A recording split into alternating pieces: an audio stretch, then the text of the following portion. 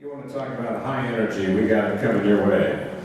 High energy, which is a good thing at this hour of the day after lunch, which was a pretty good lunch.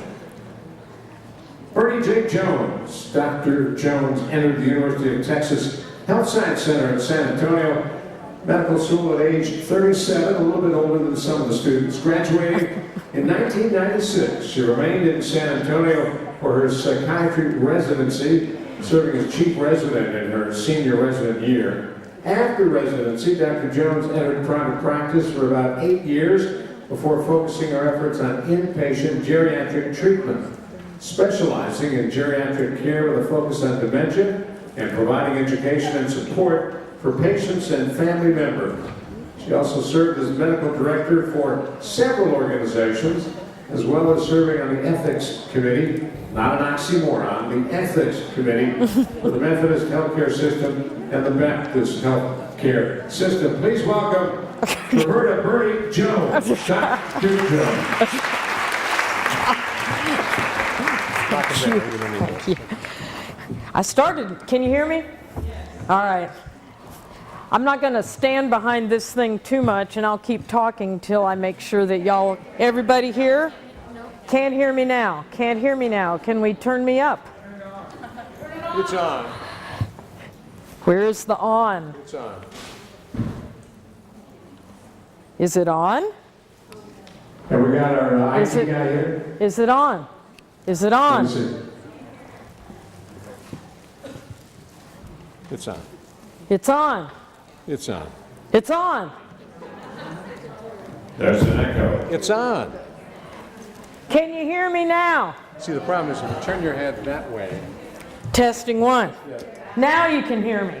I guess I will have to stand behind here, which means I'm so short you guys are going to have to look hard. How are you? Blessed are the short-winded, they shall be heard from again. Anybody having to talk after lunch? I mean, for goodness sakes, shall we just hand out pillows and blankies like we did in kindergarten? And everybody who agrees with that said, amen. All right. Well, I kind of agree with it too, but I'm very, very happy to be here. You know, the worst thing that can happen is that people get bored. And in medical school, we have PowerPoint presentations that at the time were actually fairly new. And, you know, I have to tell you, if I see one more PowerPoint with the blue background and the yellow type and the white dots, we called it death by PowerPoint. So my goal here, and actually, you know, since I walk around, that hand mic that you had, I can rent it to you. he says he can rent it for a small fee? No fee. No fee. It'll work well. Okay, there you go. Can you hear? Ah, here we go. You know, I can say, can you hear me now too, and nobody at Verizon offered me a job. All right, running the race, surviving the pace. Woo, how many of you feel like you're running a race? How many of you feel like you were running a race, except now you're on the side of the road panting? Yeah, I got you. Well, the first thing I want to share with you is that this is not going to be Roman numeral 1, Roman numeral 2, step 1, step 2, ABC, because you would be asleep in 5 minutes. And I drew the short straw, and that means I'm talking now. So the most important thing you need to know before I start talking is, what does MD stand for? Golly, it's so quiet in here. You know what MD stands for, don't you? Mule driver. Mule driver, no. MD stands for mule driver. We used to sit in the back of lectures and see how many different names we could come up with. So let's be honest and address where we really are. Burning out and burning up. You know, it's easy to burn out, it's easy to burn up. And our society seems to think that we are like the Everybody Bunny. We just keep going and going and going and going. And you know what? we're not the Energizer Bunny, and we don't just keep going and going, and we deal with this thing right there, emotional, and this doesn't show up real well because of the lights, so I'm going to make sure you get it. Emotional, physical, and mental exhaustion. Depersonalization. Isn't that a great term? You can say that and amaze and impress your friends. That means you feel like a robot, okay? And a reduced sense of accomplishment. You ever get to the end of your day, caregivers, and say, gosh, why didn't I do more? Yeah, we do that all the time. Oh, I should have done. And then you look at the things on your to-do list that you didn't quite get to, and it keeps going on and on and on. And it's almost like, ooh, can't even manage looking at it. All of those things are what we deal with in burnout. And we look kind of like Gracie. Now, Gracie, if you look closely, and yes, I did take these pictures, so I confess. Gracie's sitting in her water bucket in the hot Texas sun. But see, there is hope coming down to her from heaven, barely. The problem is we are in a race, guys. And that race leaves us feeling, and I put this in order so you could remember it, ragged. Anybody ever felt ragged? Amen. Anybody ever felt aggravated? Yeah, and crushed. And exasperated. And frustrated and angry and exploited and you name it, yeah. Used and abused and all that stuff. And you know what? We don't start out like that. Our hearts start out compassionate. Our hearts start out caring. And you know what? We're still compassionate and we're still caring, but emotional and physical and mental exhaustion, and notice I separated out emotional and mental, exhaustion can lead you feeling just like Gracie. And then, just like Gracie, you say, where is the hope? There's no hope. Well, it's kind of where we least expect it. And this is where I start meddling just a little bit. The hope is actually in the race itself. And it's outside of ourselves. And the reason that's so important is, how many of you have difficulty asking for help? Yes, we have a lot of liars in this place today. Come on, we all have to. We were raised. Come on, my dad was born in 1918. You don't ask for help. Well, how are you supposed to get what you need? Well, you're just supposed to. I wore my best boots for y'all today. Okay. You're supposed to pull yourself up by your bootstraps. Well, the reality is, where is the hope? Believe it or not, the secret to hope is tucked in the race. And then the one we have a hard time with is outside of ourselves. And it's also upward, greater than ourselves. And the reason that's there is so you can remember the hope is in the IOU. Got it? So it's in the race, and it's outside ourselves, and it's greater than ourselves. So it's in the race. Isn't that cute? Isn't that cute? Come on, that little guy is 3 days old. Look at those legs. My sweet husband Cliff used to say, wow, man, those legs go all the way up to their armpits. So, what happens with the race? Here's what I want you to remember. Number one, we recognize and reflect. We admit and aspire.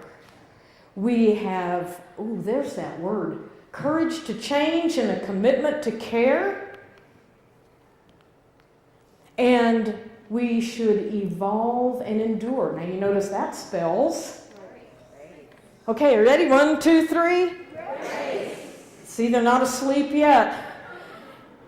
It's going to be okay, Debbie. They're not going to fall asleep wherever she went. Okay. So the secret to our success is actually hidden in the stressor that you're in. Okay? And that's important to know.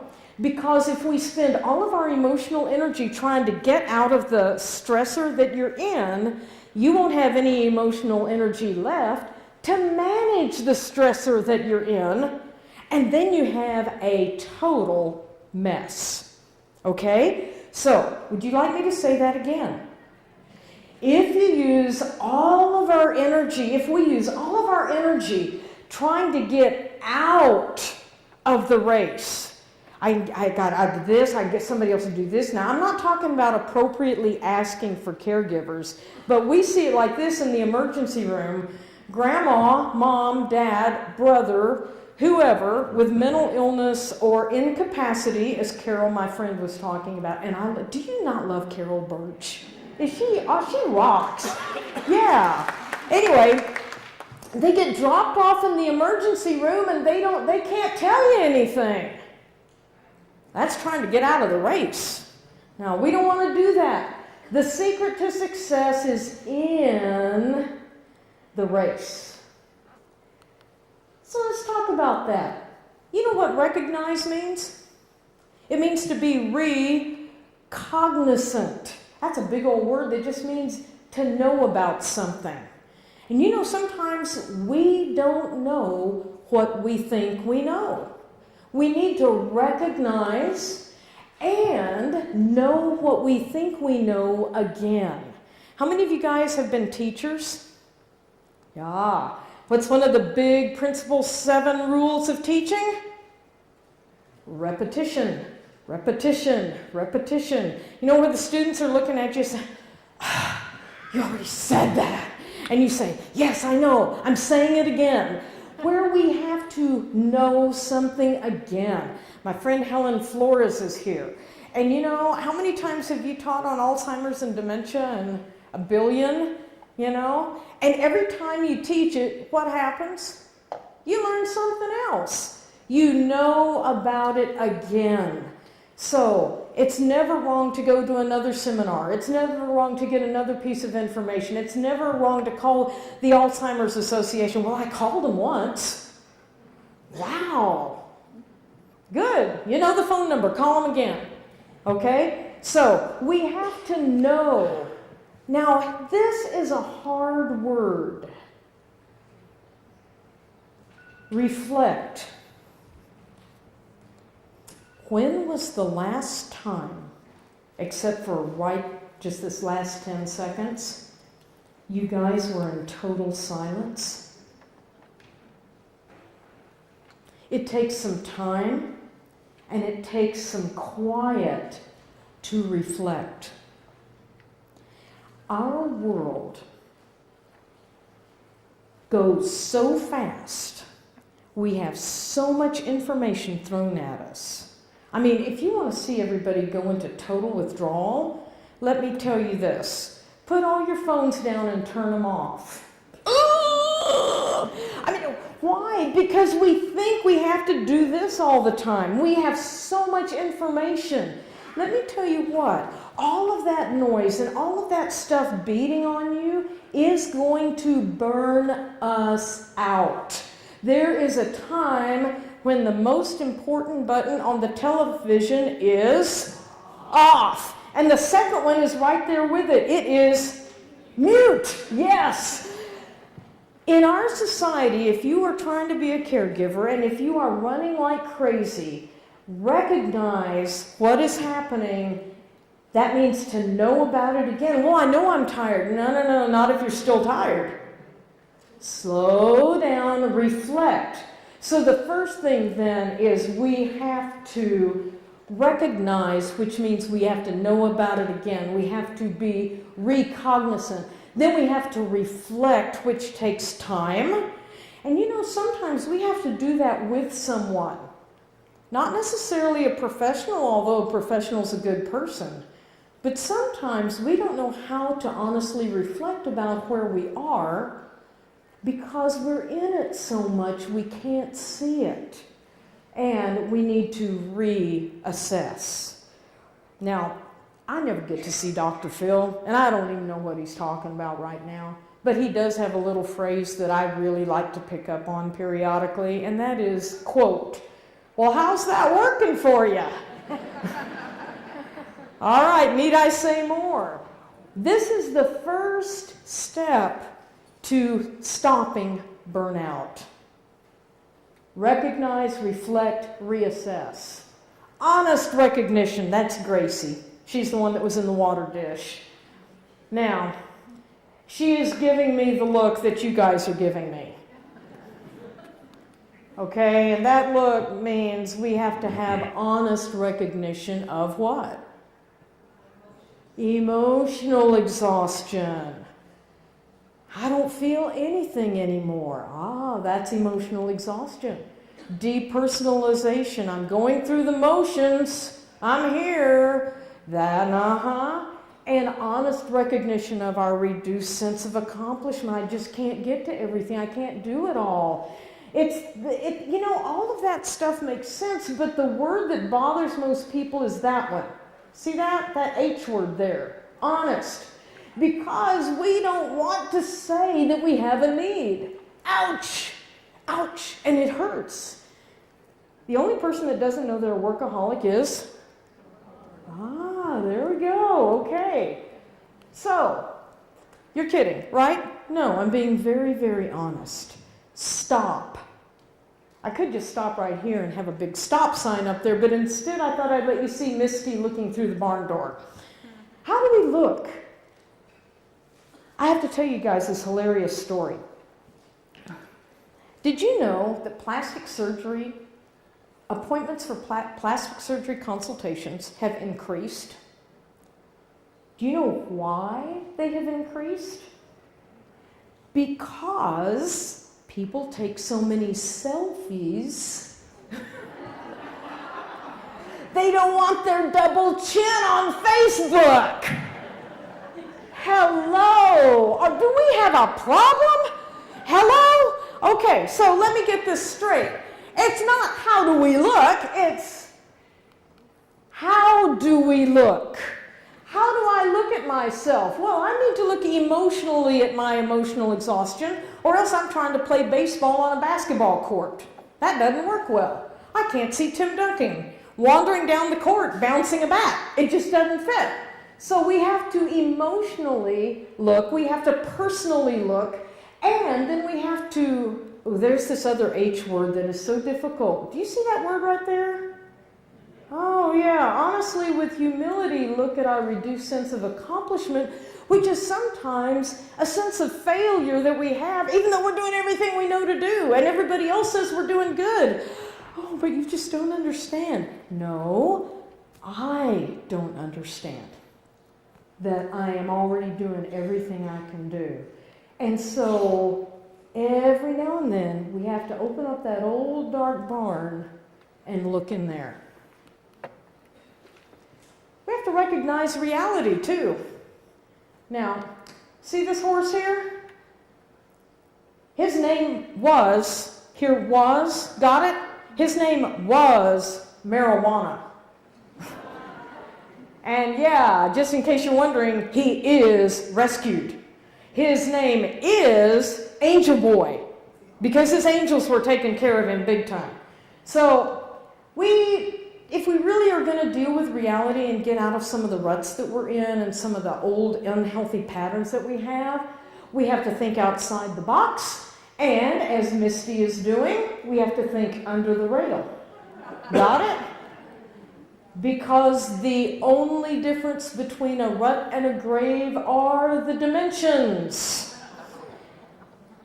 So, some of us are literally the walking dead. Now, we don't look as bad as zombies, but we're pushing it, all right? So we have to learn to recognize our reality and not pretend like it doesn't exist.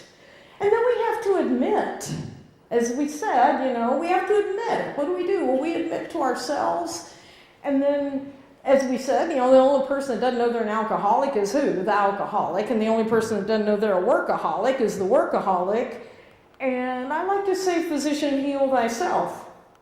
And nurse, heal thyself. And let's add to it. And caregiver, care for thyself. Ooh, that's hard, Bertie. Yeah, it is. It is because we have to admit. I don't think it's going anywhere, do you? We have to have, now here's where I'm repeating a lot, but I want you to get it. If I'm dealing with emotions, what kind of admission do I have to have? I have to have what? Emotional admission. And if I'm dealing with personal stuff, I have to make it personal. I can't be putting it out there somewhere. And then I have to have honest admission, because if it ain't broke, it ain't broke. If it is broke, it is broke. And guys, sometimes our lives look like this, and we just refuse to admit it's broken. Now I'm going to meddle. Nobody can 24/7 take care of someone who needs 24/7 care. It's getting quiet. I'm going to say it again. It is so true. No one can take care of someone who needs 24/7 care by themselves for 24/7. Even hospitals have shifts. Come on. People have to go home and sleep. And we know that the world, especially your relatives, wants you to be Superman, or who is it now, Supergirl? Anyway, but let me tell you what. Life itself has its own kryptonite, guys. Okay? And so we have to honestly admit where we are. And then we have to aspire. You have to look up. And you have to decide, where do you want to go? What's the matter with this picture? And why isn't it working? Now that sometimes takes some humility. There's that H word again. It does take humility to do that. It doesn't mean that you are not good enough. It means you're human. And so we just have to recognize sometimes that we can't do it all by ourselves. Now, I love this quote, and again, I'm sorry this isn't popping because of the lights, but constantly looking in the rearview mirror is hazardous to your health. And that's a quote from Colin Powell, and I appreciate him so much for saying that. However, when you're on your back, you're in the perfect position to look up. So sometimes when things are at their worst, it actually means that things are getting better. Isn't he pretty? Isn't he pretty? He's in Alaska, and I was in a raft bouncing around. I was really surprised that it actually took. That's one of those, you took 300 pictures, that's the only one that worked, right?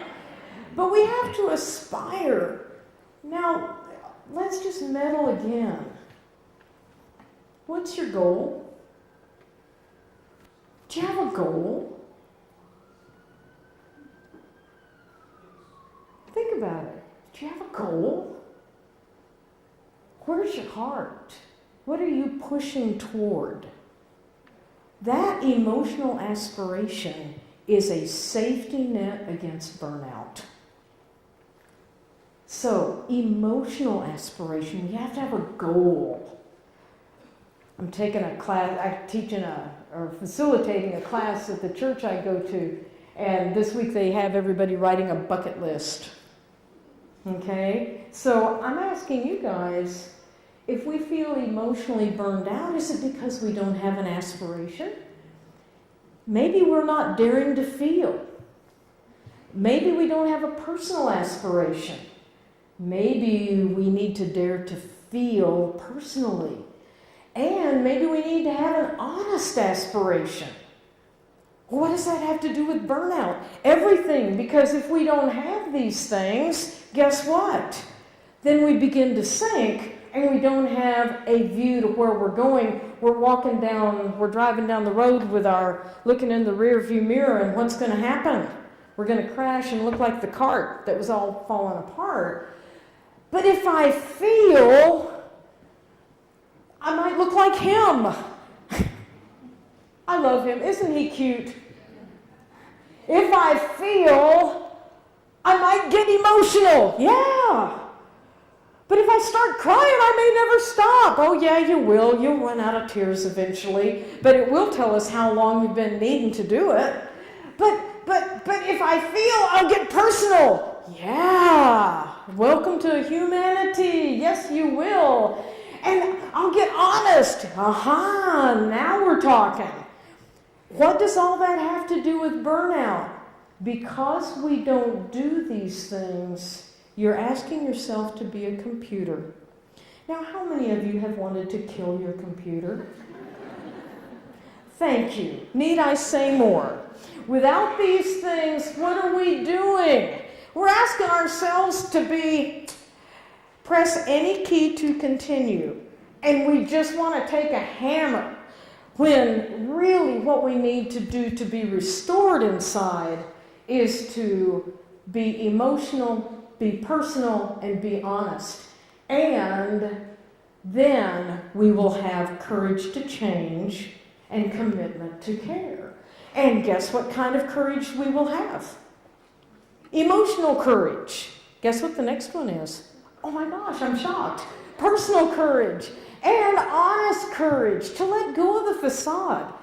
Okay, now here's one of my other favorite phrases. Well, how are you doing today? And you've been caretaking for what? How many hours, years, months, days?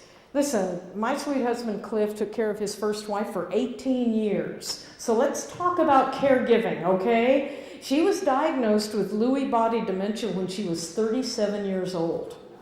So let's talk about caregiving. Now, so of course everybody would walk up to him and say, well, how are you doing? And what would he say?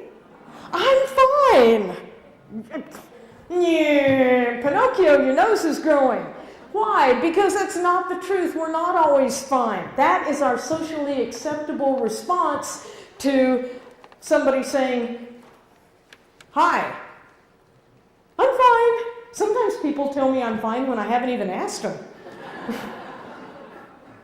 Hi, Betty. Fine. I'm fine. Yeah, Donkeys fly and they serve ice water in hell. There we go. So what is the courage to change? Well, you know, real courage never feels like courage. Anybody recognize some of these things? What is that? That is a Medal of Honor. And this quote is extremely important. Knowing is not enough. We must apply. Well, yeah, I went to the caregiver conference and I learned all of this stuff, and there's my notebook over there. Yeah, but the secret's in the race, which means we recognize and reflect. Are you recognizing and reflecting? It's in the A, it's in the admit and aspire, and it's in the C. We haven't even gotten to E yet. Courage to change and commitment to care. So just knowing about something, now I'm just going to really step on toes. That's why I wore my boots, so when y'all step back, I won't feel it. We Americans are pros, and I love America. Okay, I don't no emails about, why aren't you patriotic? Stop. I love America, but y'all will recognize this. We are professional at nodding our heads and thinking that means we possess something in reality. I'm going to say that again. We are pros at acknowledging things and thinking that that means we actually possess it. And my favorite illustration of that is all these crazy Xbox games where they're doing Call of Duty. Have you ever talked to a real military special forces guy or lady and ask them what they think of the Xbox Call of Duty? They just roll their eyes and laugh because it doesn't have anything to do with reality. Now, we're the kind that we go to a conference and we say, yeah, I got it. No, you don't. When did we believe that was a chair? When you sat in it. Exactly.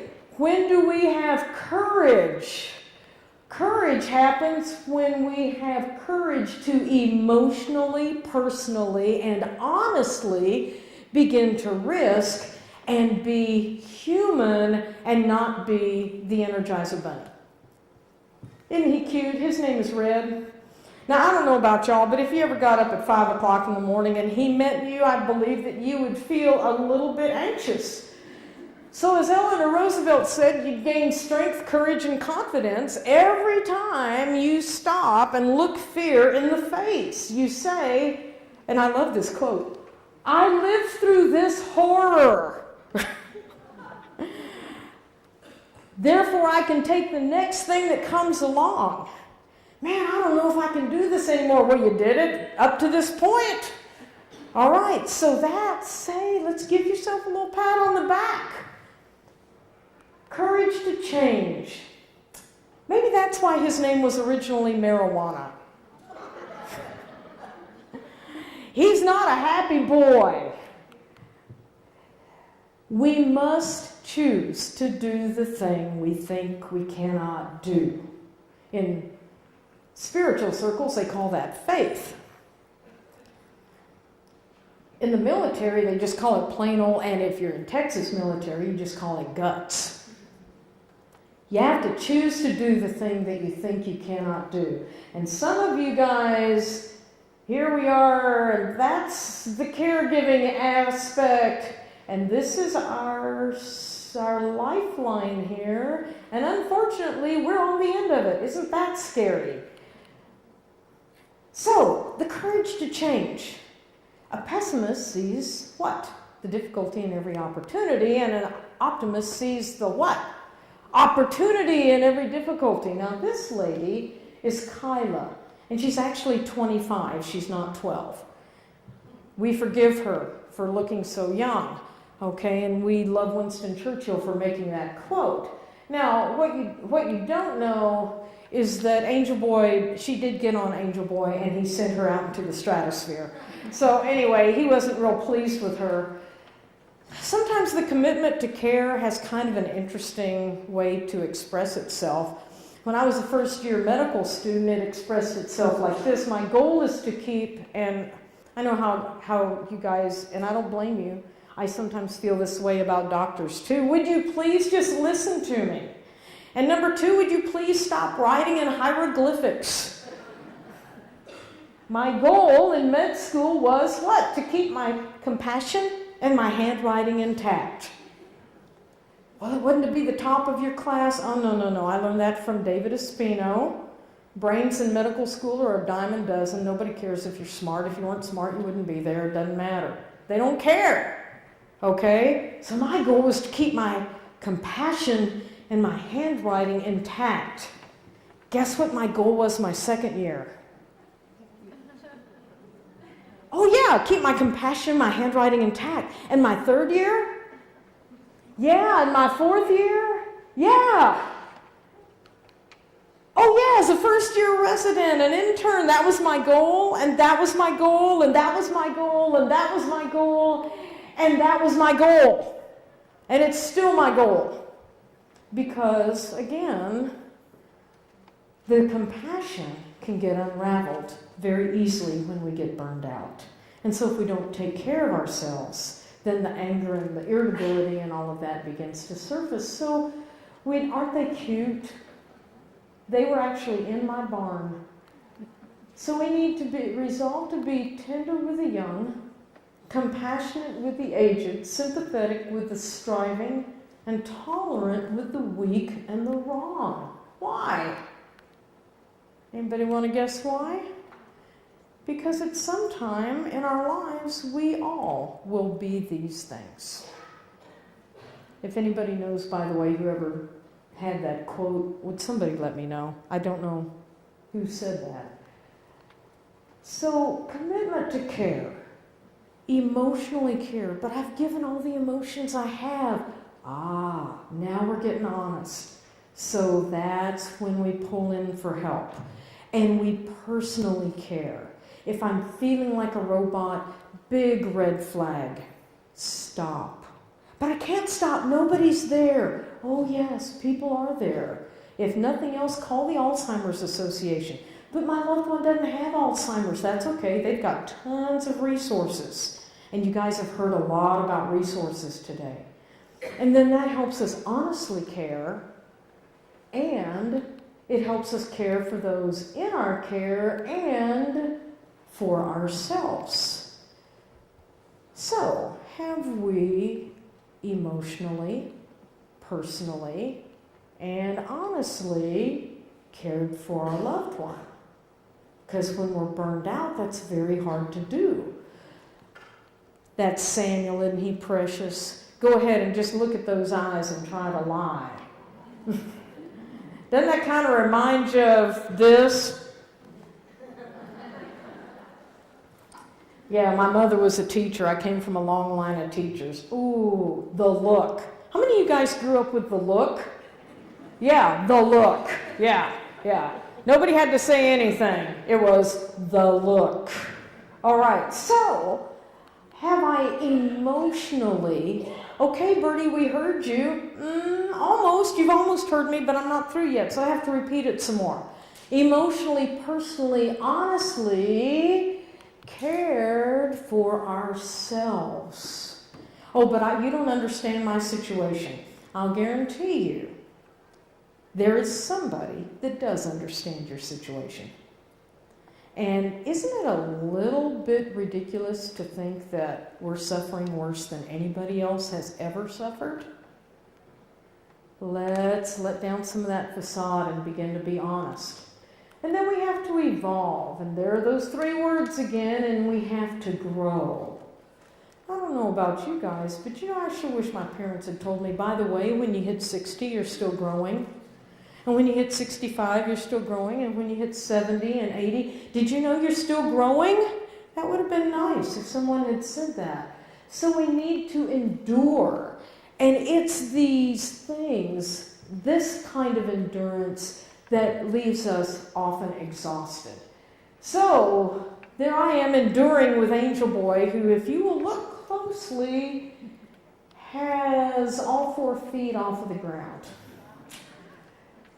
Yeah, he almost sent me into the stratosphere too. Now, just in case anybody has Photoshop, if you'll erase that line, that's his Lipizan imitation. Okay? And no, we are not at the Spanish writing school, I'll guarantee you. So we have to endure. Why do we want to do these things? Why do we even want to bother? Why not just go on and just be the Energizer Bunny and be the robot and just kind of function and all right, that's all I'm doing. And hey, why not just be like everybody else out there that you feel like doesn't care? And let's be honest, when was the last time you sat down with your doctor and felt like they were not in a hurry? Hello? Yes, it's difficult. Why? Because we're all running. But if we will honestly, personally, emotionally begin to take some of these principles to heart, then we start getting some rewards. He finally did calm down. Isn't that sweet? Because, see, the reward then becomes the richness of relationship. Now, but who's the relationship with? A lot of it's with yourself. Come home. Come home to yourself. Come home. Give yourself a break. If you keep doing what you've always done, guess what you're going to get? Yep.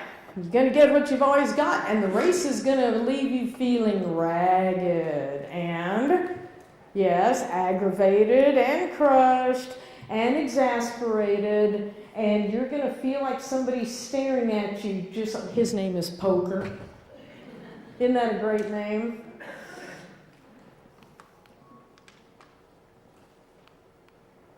If we choose to continue, now how many of you guys know about Indiana Jones?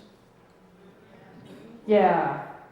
During Indiana Jones and the Last Crusade, when the Nazis came through the window, and they swung through the window and landed in there, and they said, "Dr. Jones?" I couldn't resist. I was sitting in the theater. I said, "Yes." About the same time, Sean Connery and Harrison Ford said yes. And yes, all my friends cracked up, and I cracked up. because I don't have a sense of humor. Okay, anyway, so if we choose, remember in the movie, remember the old St. Arthur, remember the ancient guy? He said, you must choose. Now, this is a guy named Trigger. Gee, guess how he got that name? And this is a guy named Lazarus. He was rescued. His name is Lazarus because they said they raised him from the dead.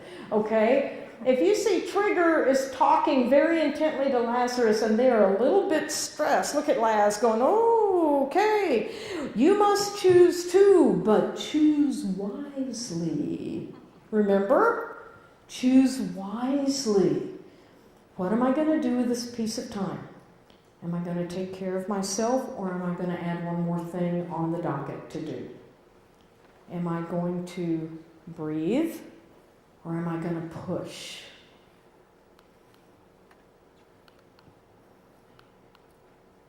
Recognize and reflect. Recognize and reflect. Admit and aspire. Courage to change, and it will be courage to change because you are going to rock the boat. It's okay. Some boats need to be rocked, and then evolve and endure. It is curious that physical courage should be so common in the world today, and moral courage so rare. Thank you, Mark Twain. The invitation today is go against the grain, have the courage, recognize, admit, have some courage to change, evolve, and endure so that you won't be burned out and burned up at the end of this race. Thank you so very much.